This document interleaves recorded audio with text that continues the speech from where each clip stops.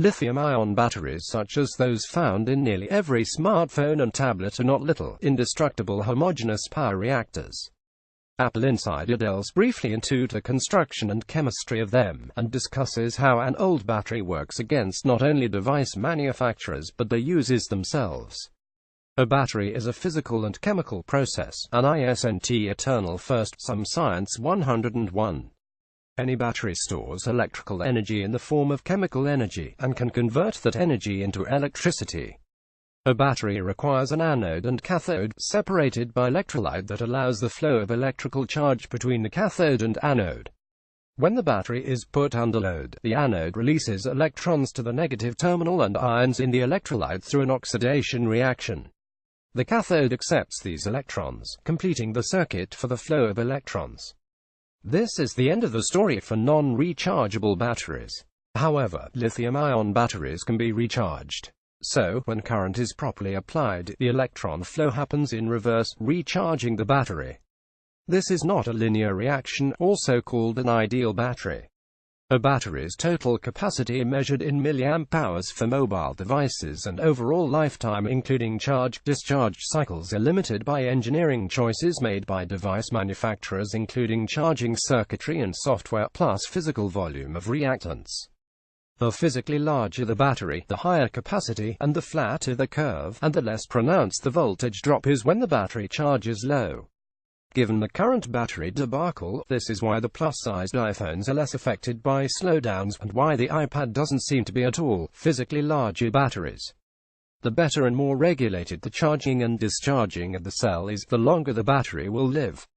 The more temperature excursions the battery endures, like leaving it in a hot car, or outside in freezing temperatures, the shorter the life of the battery will be.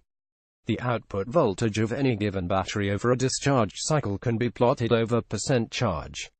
The reactants aren't eternal, though. In the case of a lithium-ion battery, metal whiskers can form in the cell, shorting out affected portions of the battery cell and cutting down on available power. Ultimately, the whisker formation, coupled with reactant depletion, lead to a completely dead battery from undervoltage and non-reversible oxidation. The slope of the output voltage graph varies. The voltage curve and slope varies a great deal based on a number of factors. Battery wear shrinks the horizontal axis. Obviously, device power demand decreases the amount of time it takes to progress along the curve on any given charge. Damage to the cell from the environment, faulty charging gear providing more than allowable voltage, or other issues permanently increases the steepness of the voltage drop while the battery is being used. Operating temperature has a temporary increase in steepness as well, with low temperature having more of an impact on capacity than high.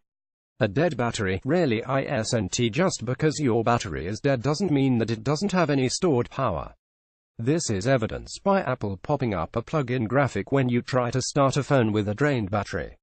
In the case of a lithium-ion battery, the battery must have more than 2 volts capacity, or the electrode starts to oxidize. This happens fairly quickly and cannot be reversed by recharging. This is why a lithium-ion battery left idle for a period of time ultimately completely dies, or has next to no capacity. In all likelihood, the reports of the Samsung Note 8 shutting down and not coming back to life after a drained battery are because the device is below the power that it can kick-start the charging circuitry, and not permanent damage to the battery. Device manufacturers, and the curve. Without delving too deeply into battery manufacture, device manufacturers have to make choices based on the performance curve. Battery capacity and output voltage are two different things that have to be considered, to say nothing of safety factors. Every device has a critical voltage, at which point it won't stay operational, may lose data, or crash entirely. The critical voltage is universal, varies from device to device, and is not just applicable to Apple. Grossly simplified, manufacturers have to look at the battery performance curve and pick a point that it is making engineering choices for.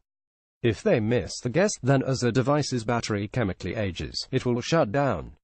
Yes, this does happen in Android devices, with the Nexus 6P from September 2015 now seemingly affected by the problem, and no software fix to prevent the shutdown in sight. If a lithium-ion battery is compromised by overcharge, overheating, damage, or simply age, the inner cells can outgas the contained flammable electrolyte mixture.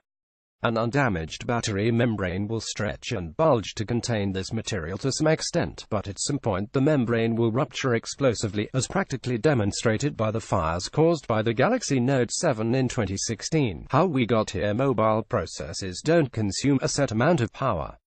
They draw more volts depending on how hard they're being worked. Benchmarking applications are designed to run a processor for as long as it can, as hard as it can, to complete a calculation, or do a series of them in a set period of time. This will invariably engage any voltage-related downclock routine as the processor is slammed by the testing, and it is how Apple's specific method of fixing the random shutdown problem in a voltage-constrained situation was discovered first on Reddit, and then by Geekbench curator John Poole. It isn't clear how many users actually experienced or noticed the slowdowns, but the random shutdowns before iOS 10.2.1 were certainly noticeable. According to Apple, the slowdowns aren't permanent, and are only invoked with the situation demands it. A battery less chemically depleted will downclock less often, and a user not pushing the device hard may never see it, even with a near-defunct battery. There are two different situations surrounding Apple's batteries in the iPhone 6s, and they are unrelated. The first is the battery replacement program that Apple executed for a batch of batteries installed in select iPhone 6s units. In that case, the battery had known manufacturing issues, and Apple replaced them free of charge to owners of the afflicted serial number range. The second is the shutdown fix it implemented in February 2017 with the release of iOS 10.2.1.